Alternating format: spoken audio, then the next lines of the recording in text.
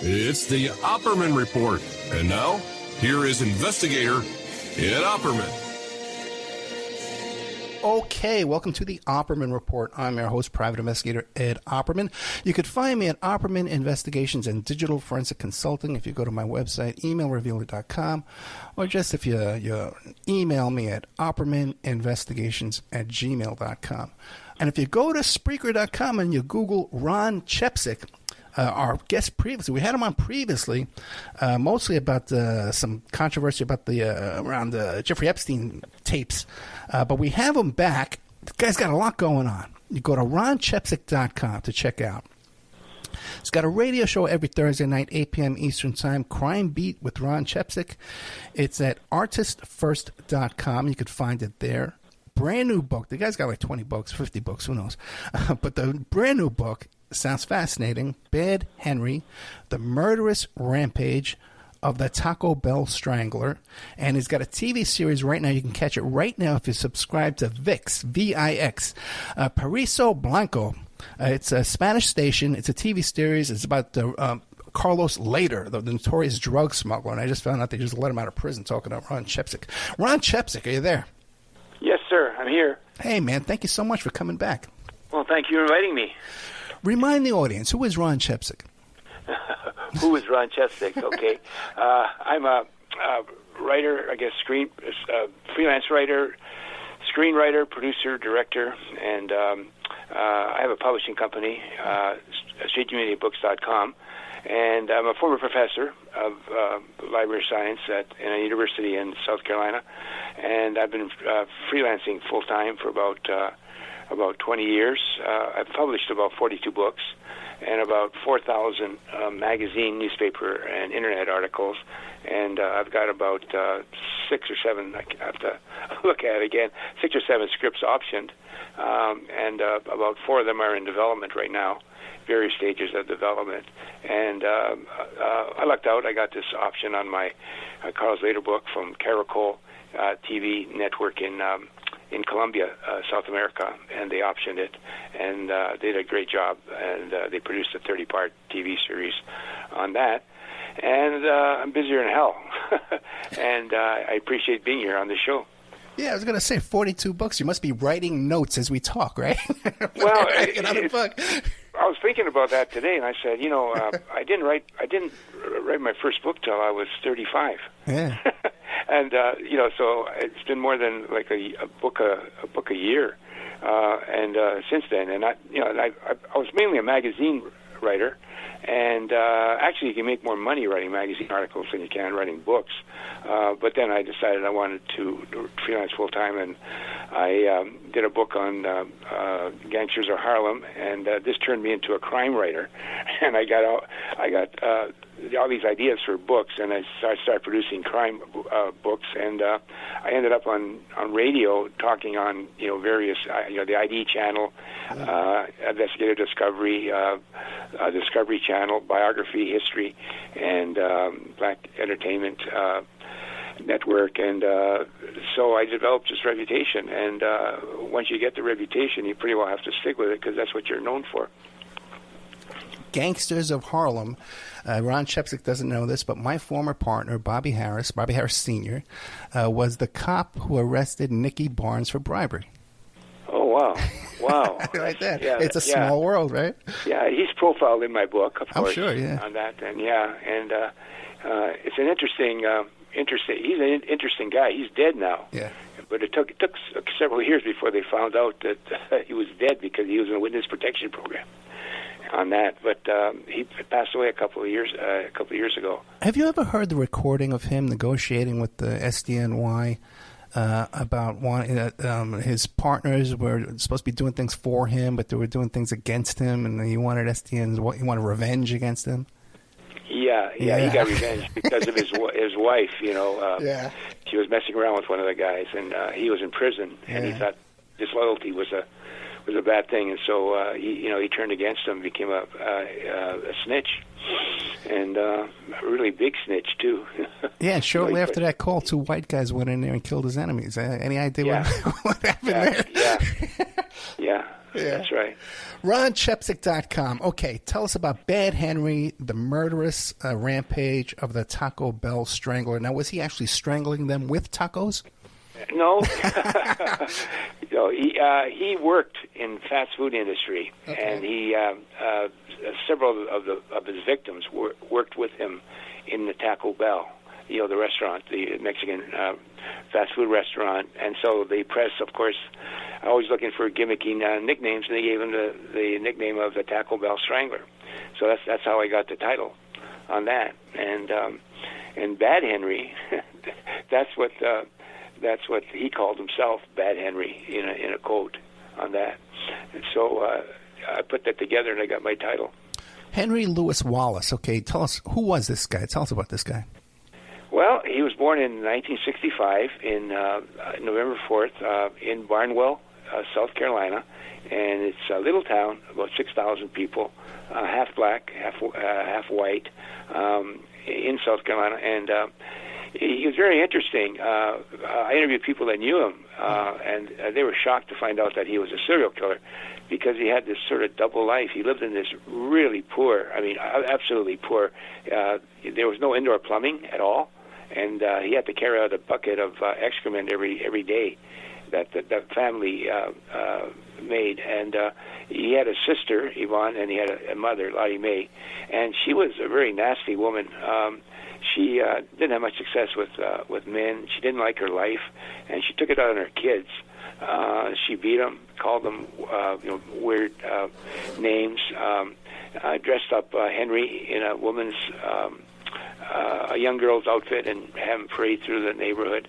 The neighborhood was kind of bad too, because he was molested when he was young by some of the young girls, and he developed this really intense subliminal hatred of women, and it came out later on when he would kill these women on that sort of thing. But he went to school, and he belonged to the 4-H council.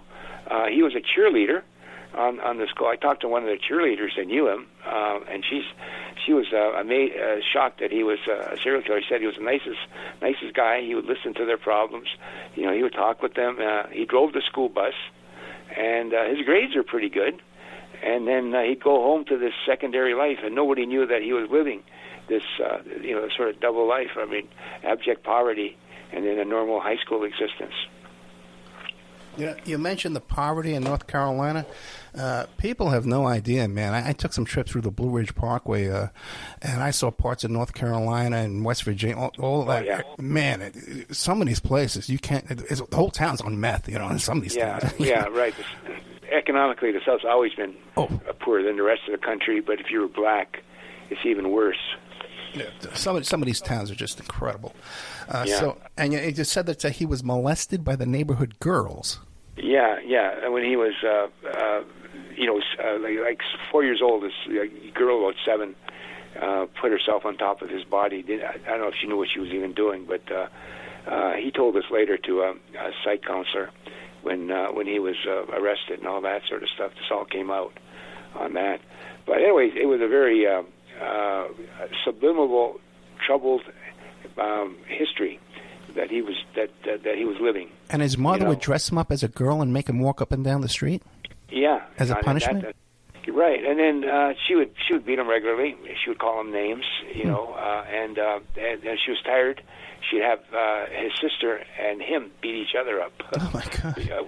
On that then, but he had this strange attraction to her. He was really to his sister, devoted to her, sort of devoted to her, and she would follow him all over the place. He was supposed to have had a relationship with a girl in Charleston, South Carolina, and she found out, and she wanted to find out who the girl was. She's going to tell him to stay away from my boy, and all that. So he grew up, very troubled, and of course this was all hidden, from the public, and they all thought he was a nice guy. He's a really, really good-natured, friendly, sympathetic guy that listened to your problems, and they didn't know the difference. And hey, real quick, what age was he when they were dressing him up and making him walk up and down the street? Oh, he was probably in his early teens. Really? Because I'm looking at his age. He was born in 65. I was born in 62. So I'm only a little bit older than this guy. And I can't imagine, but at that time, in my teen years, that the parents were still doing that kind of abuse to their kids. It was more common. Like I said, she had bad relations with men, and she took it out on her kids. And she worked in a textile mill, and made barely enough money to make ends meet. And they lived in just a small little shack with no indoor plumbing. Can you imagine that? Oh, yeah. And he had to carry the excrement out every day. Yeah, I saw them. I saw those houses. And some of these places, there's garbage trash strewn all over their front lawns. And this is how they live. Exactly. Now, right. Did he have brothers and sisters? Yeah, he had a sister. Yvonne. And they got along okay, and they both suffered abuse at the hands of Lottie Mae, the mother. Now, when he started these murders, how old was he when he started doing these killings? Well, he started the murders in the first murder was committed in 1990, and on that then, so he was 26, 25, 26 years old, and what happened was he had this thing for this young girl, and her name was Tanisha Bethea, and he would see her, talk with her. She was a little bit younger than him. Henry's mother worked with Tanisha's mother in the textile factory, and one day she agreed to go with him, and he took her out to the lake, and he put the make on her, and she got upset, and she threatened to turn him in, and then she saw the expression on his face, and she sort of tried to renege her threat, and but it was too late. He ended up strangling her and dumping her body in the lake. And it was really really clumsy effort because he was one of the last people seen with her, and the cops caught on to him. I mean, they had him as a suspect from very early on after the murder. I talked with a couple of police that were investigating him, and they said that they knew he did it, but they couldn't prove it on that sort of thing. And at that time, his life was falling apart. He had married a woman in 1985, and his marriage was falling apart. He got arrested for breaking into the radio station where he was working. He was a disc jockey, pretty good one, from what I understand, on that sort of stuff. And so he decided to get out of Dodge, and he left. And of course, the cops couldn't hold him because he never had anything to hold him on. And so he ended up in Rock Hill, my city, right here where I live, Rock Hill, South Carolina. And he got into trouble here. He was accused of sexual abuse with a woman, and again he moved to Charlotte, where he settled down on that. And he always seemed to sense when trouble was moving in on him, and he would move. He did that in the military. He had joined the military in the late 80s, and he had gotten into trouble there, and actually ended up in probation for breaking into a hardware store on that sort of stuff. But he got out of the Navy and actually got a good commendation from the Navy, which was really amazing, given his criminal record on that. So he ended up in Charlotte, and then the first murder that he did was sort of atypical. He picked up this prostitute, Sharon Nance, and she demanded money for her services, and it made him ballistic. He went off the deep end, and he ended up strangling her. And the police found the body, but there was no connection at all. I mean, she was a prostitute, and she had several Johns and all that, so they couldn't do anything. And the police at that time were very, very overworked. They were criticized for their way they handled the Bad Henry investigation, but there was only like seven detectives handling homicide cases, and in 1993. It was the biggest number of murders in Charlotte history, with 129, and so they all each had like several cases each, and they didn't really talk to each other, so they didn't know what each other was doing, and Sharon Nance just became another narcissistic, and so that encouraged him. And from there, he went on to a killing spree that lasted from I guess about March '92 to May '92 to about March the 12th, 1994. And pretty much during that period of time, was he a suspect by the cops during that period? No. I mean, he would end up killing a woman, and he would go home because he thought it would make the news. It never even made the news, and so that encouraged him. I mean, he got more bold. Now, the problem with him was he was a dope fiend, and he had gotten into cocaine and marijuana in the military. And at this time, crack was spreading across the U.S., right? And it hit Charlotte, and he got into crack. And that, I think, was the real reason for his demise. He got really careless. He was very, very smart. His IQ was a little above average, but he got really smart in terms of being a criminal and hiding his crimes. And he would cover it up. But he got more reckless as his drug habit got worse. And then he had a girlfriend named Sadie McKnight, and she was pretty straight-laced. She didn't know anything about this, but she kicked him out later on because of his drug use, and that sort of really set him off. And he was ending up becoming increasingly reckless in the way he was killing this woman, and then they eventually caught on to him. We're talking to Ron Chepesiuk about his book, Bad Henry, The Murderous Rampage of the Taco Bell Strangler.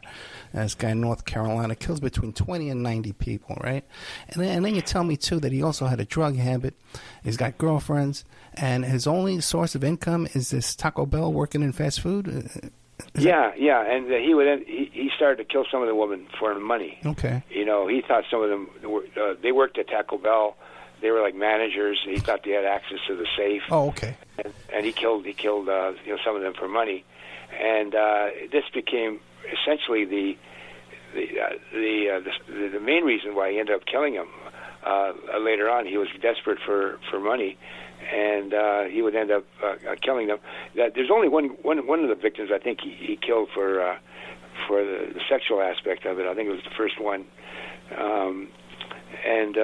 Wait a second. Then you told me he did between 20 and 90 murders? No, he didn't do 20. He did 11 that they know of.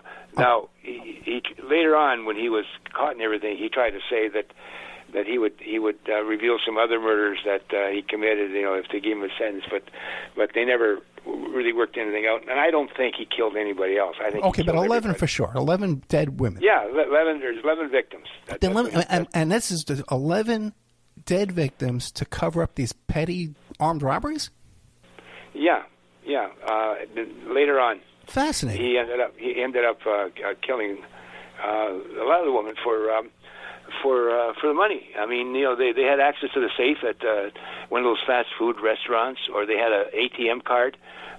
He tried to use the ATM card on a couple of them, and they had given him the false number before he murdered them, and he couldn't use them.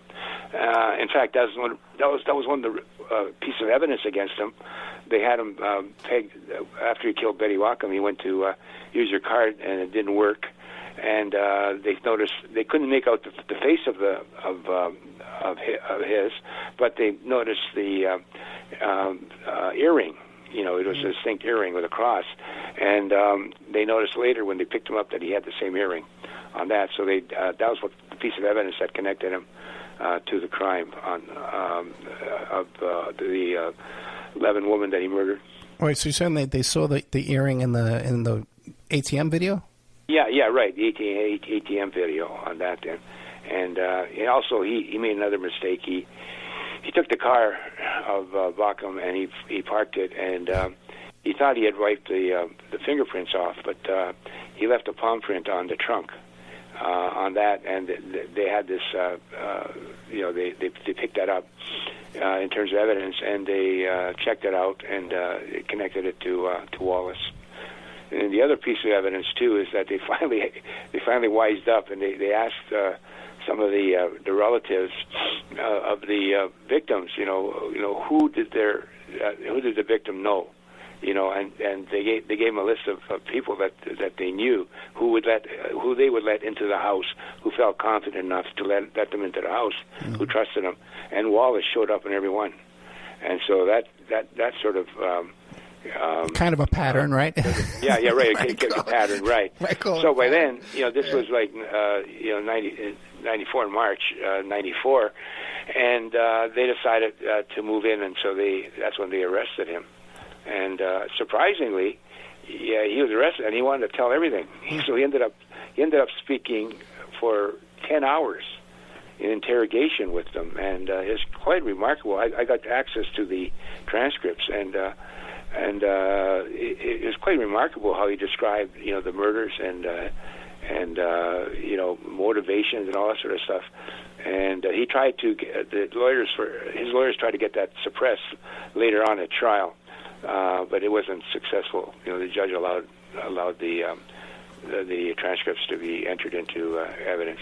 Were you able to put any of those transcripts in the book, Bad Henry, Murderous Rampage? Yeah, I used the for the pattern of the crimes, the pattern of the crimes. It was very useful, and he explained why he did certain things, and his motivation is the psychology of why he committed the crimes. Yeah, it was. And what was his reason? Because I'm assuming that he killed them to eliminate witnesses to his stupid little robberies, right? Well, I mean, like I said, the first victim, Carolyn Love, may have been sexual. He said that he was attracted to her in shorts and all that, but everybody else that he murdered, some of them, there was really no clear evidence. He ended up murdering Carolyn Love's girlfriend, Shauna Hawk, and he said he viewed her as a sister. He ended up raping her and murdering her. He dumped her in the shower, and her boyfriend found her. It's really horrific on that, and it really upset her mother on that sort of stuff. But there really wasn't for a lot of them any clear reason why he decided to kill him. I mean, he would walk into the place, they would let him in, and as soon as he turned her back, he'd jump him, and he had this thing called the Boston choke, a special way of committing strangulation, and then he would knock them out, and then rape them, and then eventually murdering them. Just amazing, because there's plenty of guys out there walking around if they're doing... Well, that's the thing. When I was writing this book, I was saying, God, how many... they say there's 50 serial killers walking around the United States anytime. That's what serial killer experts say. But I'm thinking, God, if they're half as bad as this guy, it must be really frightening, to to be a woman and meeting strangers and all that. I said it would really be upsetting. Now, what about during his confession? Did he give a reason, a motive for doing these murders? No. Just explain how he did it. Yeah. Explain how he did it. Like I said, he said that the first one he was attracted to her. Right. Another one he said he went in there and he needed the money, and he had every intention of killing her. And like I said, he got more reckless as the murders were being committed, because he was an addict. He was high on crack, and his life was falling apart again. His girlfriend had left him. He had given up his apartment. He was essentially almost homeless. Living with friends, and just really didn't. I think he really lost his sense of reality, and wasn't really realizing what he was doing. And when he murdered, he ended up murdering two women in the same apartment. Now, if that isn't going to get the cops on the case, right? What is? On that sort of stuff. And but he was careful before that. But he was desperate for money, and just ended up killing these these poor girls. Was there any kind of outcry in the city about, hey, listen, all these women are turning up dead and no one's doing anything about it? Well, yeah. Eventually, the black community. These are all done in East Charlotte, right. Which is largely predominantly African American community, and they got on, and that these young girls were being murdered, and they were upset. Why weren't the cops making any progress in the case? And they started to accuse the cops of racism, that they weren't interested because they were poor black girls, Yeah. They weren't from the right side of town, and all that sort of stuff. And of course the cops defended them. They tried to defend themselves, saying they're overworked, and they didn't have the resources, which was true. Charlotte was really growing at that period. It went from a town of about 400,000 to over 1 million, and everybody was coming there from the north and all that. And the resources of the city didn't keep up with the growth. And but there was so much outcry over the murders that about a year after Wallace was sentenced, they made some reforms. They added more police. The police went from like 7 or 8 to about 25. That sort of stuff. They got technology, new equipment, and all that, which helped them to investigate and solve crimes. The city of Charlotte, North Carolina, only has 25 cops?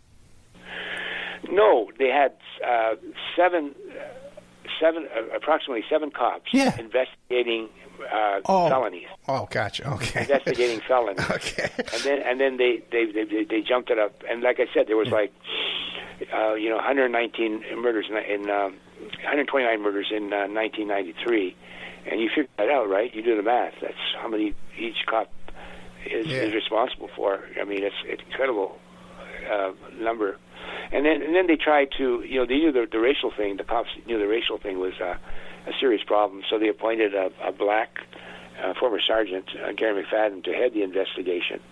And he was competent, and it was probably the best thing they did in terms of the investigation. But I talked with McFadden, and he acknowledged that he was essentially set up as a fall guy.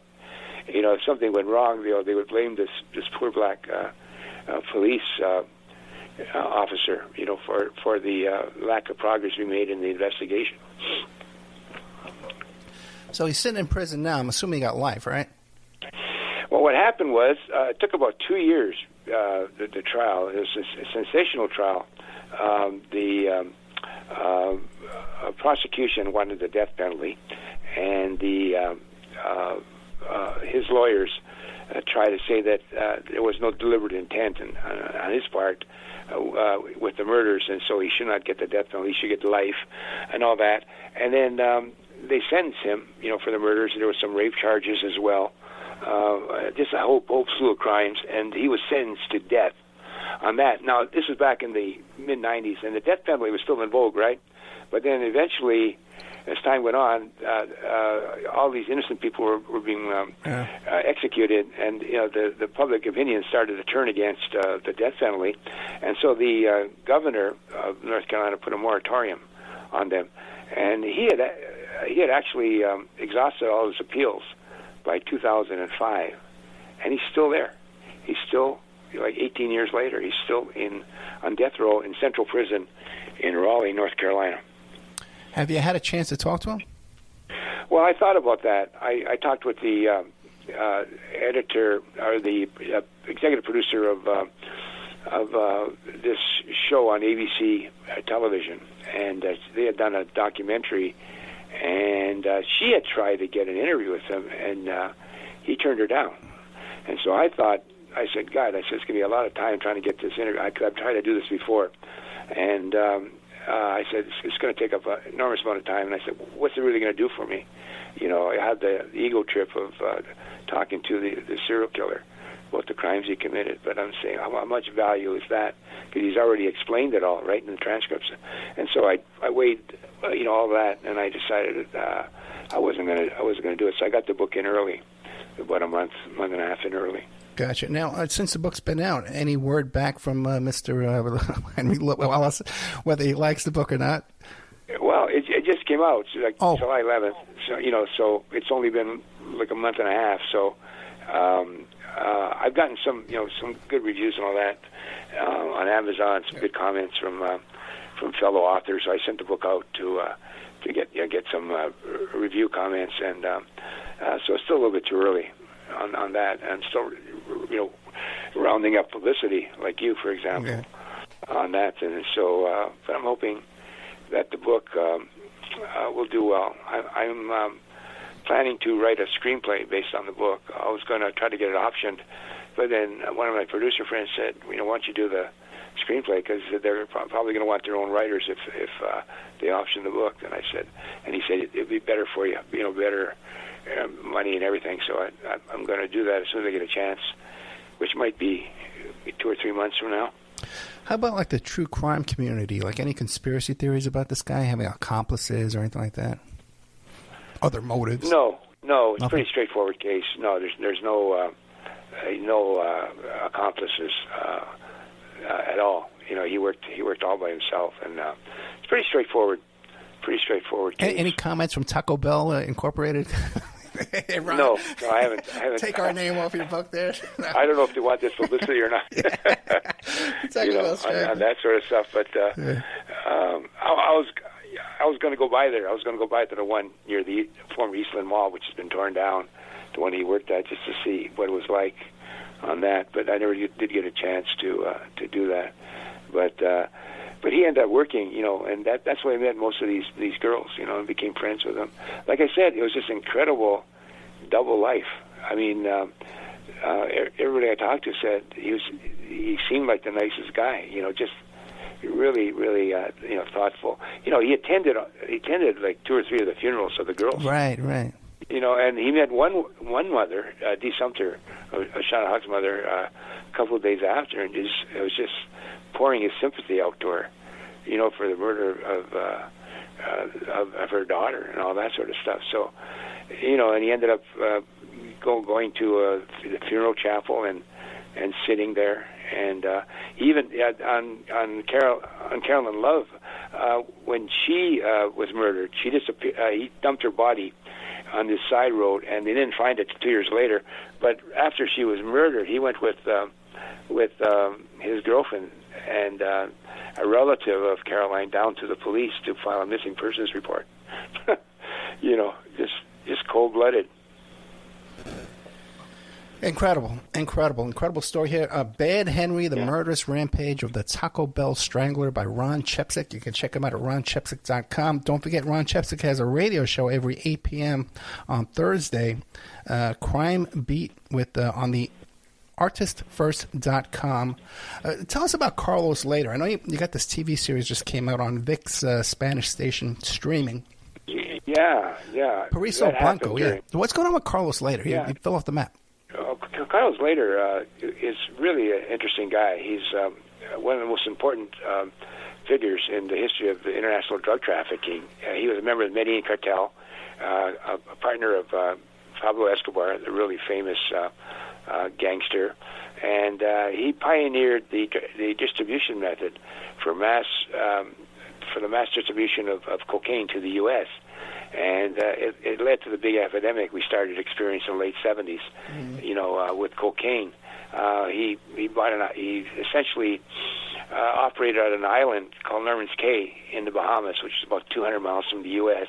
And before this time, the cocaine was usually transported on people. So you can imagine how many people it would take to transport a substantial amount of cocaine to the U.S. And he came up with this plan to use planes, and they would fly to Norman's Cay, refuel, get supplied with the materials, and then they fly into the U.S. And of course, in those days, there was no terrorism, right? Back in the late 70s, so it was easy to fly into the U.S. on these old runways, abandoned airports, and then the cocaine would be offloaded into trucks, and they'd be transferred all over the country. And he quickly made him a billionaire, and on that. And then he got kicked out of the islands. About 82, the DEA put pressure on the corrupt Bahamian government, and he ended up back in in Colombia, where he tried to organize a political party, essentially to fight extradition. The U.S. are trying to get the Colombian government to pass an extradition law to have these drug traffickers transported to the U.S. for trial. And he organized this party. He had a little success. He actually got a couple of people elected to the government, and they ended up killing Rodrigo Bonilla, the Minister of Justice, which is a bad thing to do because the government came down hard on them, and they had to flee the country. They ended up in Panama under Noriega, who provided protection, and they got suspicious that Noriega was going to turn him into the U.S. For a deal, because he was being investigated for drug trafficking. So they left there and they went to Nicaragua and eventually came back to the U.S. By then, later was becoming less of an important figure in the drug trade. And he was also using drugs and acting really crazy. He was an interesting guy. He was a neo-Nazi and a racist, really, on that. And he espoused, the destruction of the U.S. He saw cocaine as a weapon that could help destroy the U.S.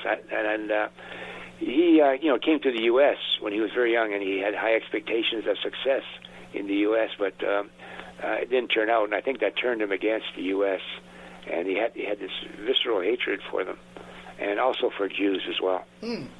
What about any connections to like CIA or anything like that?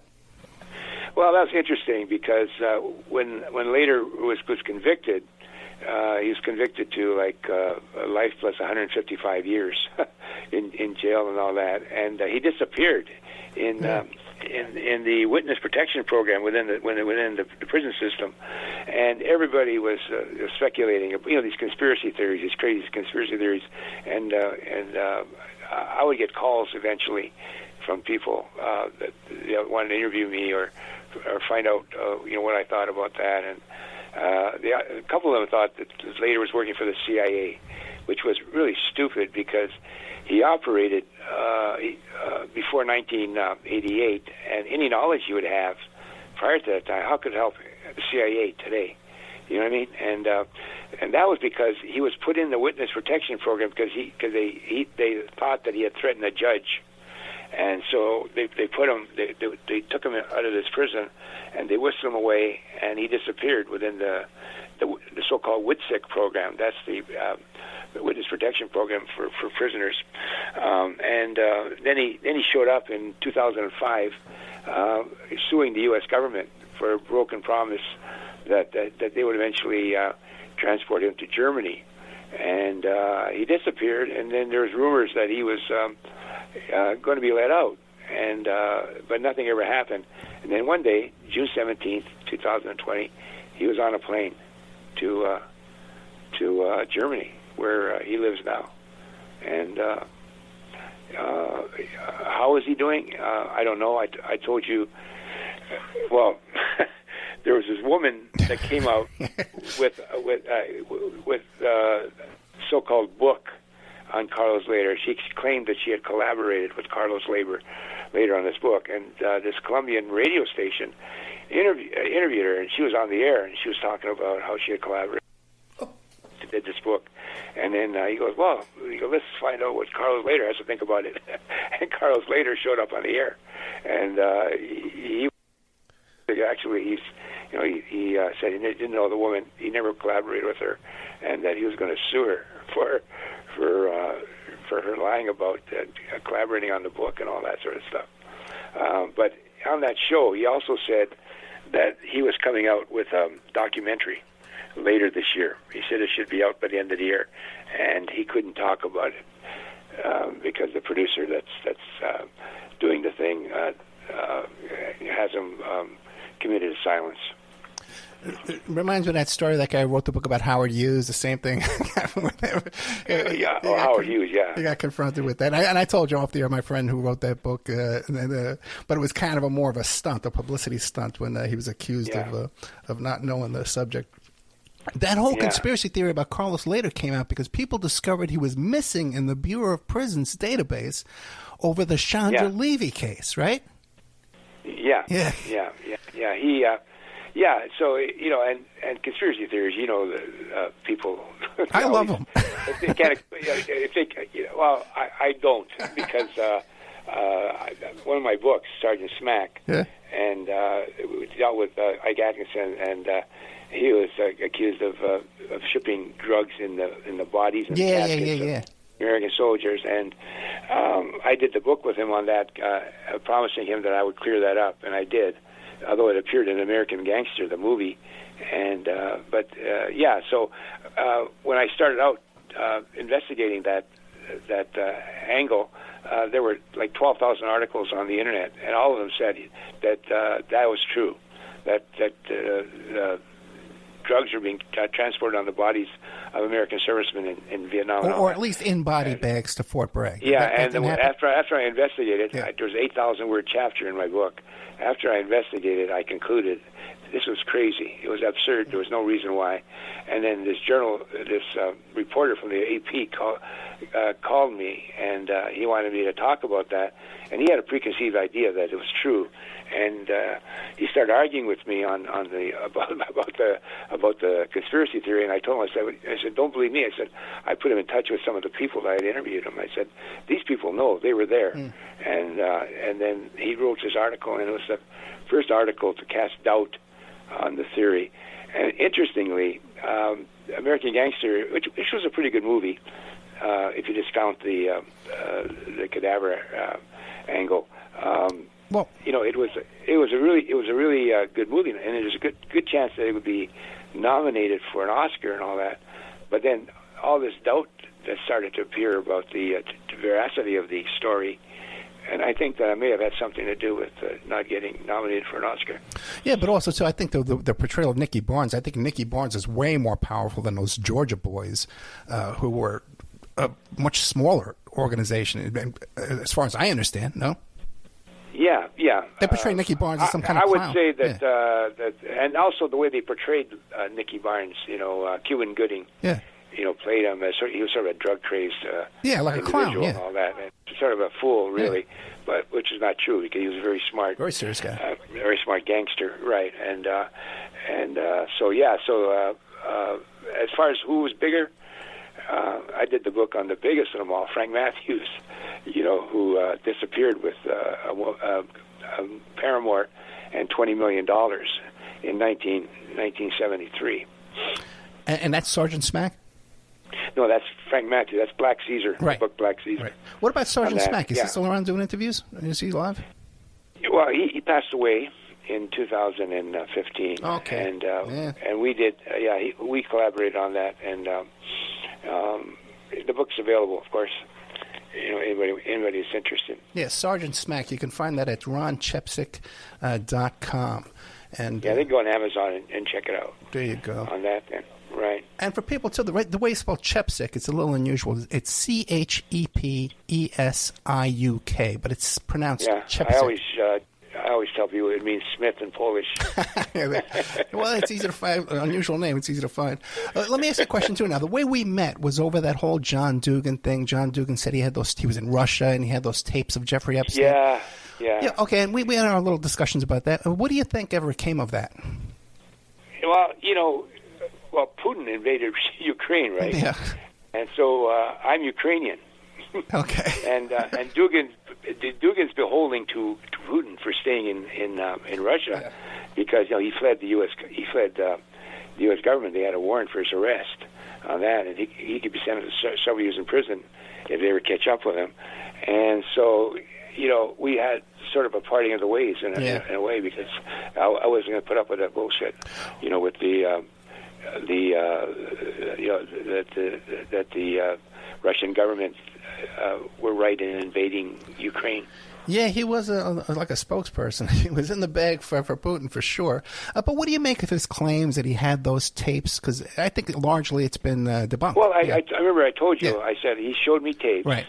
And it was sort of like spontaneous. It looked like actual a hidden camera. Yeah. In the room there was an old guy, young girl, and I only saw about 3 minutes of it and all that. He just wanted to show me on that. But a lot of people question, his veracity on that. I've talked to other people, and they claim that he's totally BS on that. And also, too, there's tapes out there that look just like Clinton, that look just like Joe Biden, or actors. Well, now with artificial intelligence, right? Oh, that's a whole other story. It's almost impossible to tell the difference. And that sort of thing. But just imagine video. We can't even trust video evidence anymore.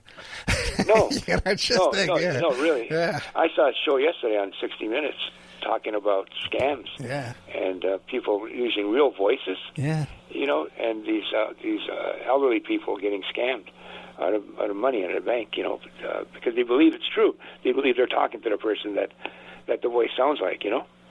Yeah, I was talking to someone the other day. I forget who it is right now. We were talking about video confessions, and we came up with the Central Park 5. That was the first time we ever saw video confessions, and they were showing little clips of it on TV, and it was like, oh my God, yeah, this is open and shut. It's open and shut.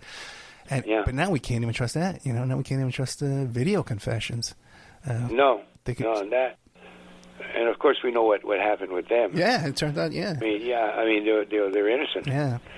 On that then, and so But when you watched it when I was a kid in New York, you never saw a video confession before. You saw these kids, and they look like they were snarky and stuff like that. Like I was at the time. I was the same age, and but you said, oh yeah, of course they did it. Just unbelievable. It's very unsettling times we're entering. Yeah. As a writer myself, they're talking about artificial. This big strike they have now with the screenwriters. It's mainly the big issue is artificial intelligence. They're screenwriters, including myself, are afraid that they're going to use that to take away our jobs on that. And I've used artificial intelligence. It can be a tool on that. I still can't replace the human on that, but it's getting better and better. Every day. They're refining it, and who knows?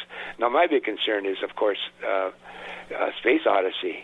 Hell, will they become smarter than us and decide they don't need us and sort of take over the world? By then we'll be long and gone, man. Both those will be forgotten. Well, yeah, but we still got to worry about our legacy. Yeah, good luck with that. Yeah. But what I was going to say is, and we were talking off the air about Elon Musk, and he wants to put a chip in your brain. The guy has a company to put a chip. There's some that should put a chip in his brain for sure. I can't got to find his brain. On that. But so it's really. I guess you could say exciting times in a way. Yeah. But it very, very high stakes, for a lot of people. So let me ask you this, because you said you got 42 books, man. RonChepesiuk.com, you got the TV thing going on here. You got the radio show. What are you working on next? What big project are you working on? Well, that's interesting. I'm waiting on a contract from a lawyer that is representing this gang leader from Chicago. He was a member of the Al Rukins. Sure. I don't know if you know who they are. They were really big. Yeah, it's a great story. Chicago gang. And he's related to Jeff Fort, who's in Florence, Colorado, in seclusion, there for life on that. And he wants to tell a story. Now, he's in witness protection himself in Whitsick, and he's been there for 30 years. And he contacted me out of the blue and asked me if I would be interested. And so I talked to him on the phone. I don't know where he is because he's like in witness protection. But I said, yeah, okay, well, we'll talk to your lawyer. And so he put me in touch with his lawyer, and I think we worked out something. I'll have to see what he's offering on that. But that's another thing. I'm working on a book now with a producer in Dallas on this individual that was in oil and gas, and he turned out to be a real con man, really interesting guy. And so I'm working on a book on that, and then I've got an offer to write a script based on a book, a heist, bank heist, and I'm talking to the people about that. But I never have any problem with work. Yeah. Now, hard to believe someone in the oil industry would be dishonest. But you mentioned the El Rukins. Okay. Yeah. You mentioned the El Rukins. That's a fascinating topic, man. Now, that's that gang that were involved with the Moors and they had pyramids and stuff like that, right? Yeah, well, he says that the story about him, the Gaddafi connection. Right. Where they're doing, they're going to do hits for him, in return for money and all that. And he says that's all BS, and that's as far as I know. We haven't really talked about it, but it's an interesting story. He said he spent time in prison with Nicky Barnes. Yeah. And he said he's got all kinds of stories. And I'd love to interview him, man. That El Rukin story is fascinating. That whole period, within Chicago gangs. Yeah. And this guy has a good memory, and it's interesting. There's a lot of good stories in there. So it sounds pretty exciting. So I'm waiting to see what the offer is going to be, and then go from there. No, that's great. And if you have a good memory, remind me about that when the book comes out. I won't have you come back because my memory is shot these days. Well, I'll contact you about if you want, like we could get Jesus Ruiz and on. I did the book, The Real Mr. Big, on him. He was the biggest cocaine dealer in British history. Sure. And he was caught in 2003, went to prison in 2006, got out about 2008. We collaborated on the book, and he had 20,000 people working for him, money laundering in Colombia, and he operated in Britain. He was the biggest. When he was arrested, the price of cocaine went up 50%. Wow. Because he had such a stranglehold on the cocaine trade. Yeah, I've heard those stories. Ron Chepesiuk, we're out of time, though, man, but get a hold of me. I'd love to interview him. I thought we're just getting started. Okay, I'll let when you're ready. Okay, RonChepesiuk.com. The book we talked about today was Bad Henry, the Murderous Rampage of the Taco Bell Strangler. We talked about his TV series on VIX, on Spanish TV, is Periso Blanco, about Carlos later. And also, too, we talked about his radio show, 8 p.m. Eastern Time on Thursdays, Crime Beat on the artistfirst.com. Ron Chepesiuk, man, thank you so much. You got a ton of information here, 42 books. Everybody go to Amazon and just look. You can find it easily probably by looking up Bad Henry, the Murderous Rampage of the Taco Bell Strangler, and then click on Ron Chepesiuk and see all of his books. If you listen to the Opperman Report, these are the kind of books you guys will love, man. These are all the topics we cover here all the time. Perfect stuff for Black Gangsters of Chicago, the Traficantes. Come on, this is all our stuff, man. Sergeant Smack, this is our stuff. Thank you so much, Mr. Ron Chepesiuk. Well, thank you so much for inviting me, Ed. I really enjoyed it. Always, man. Thank you. Good night. Okay, thank you.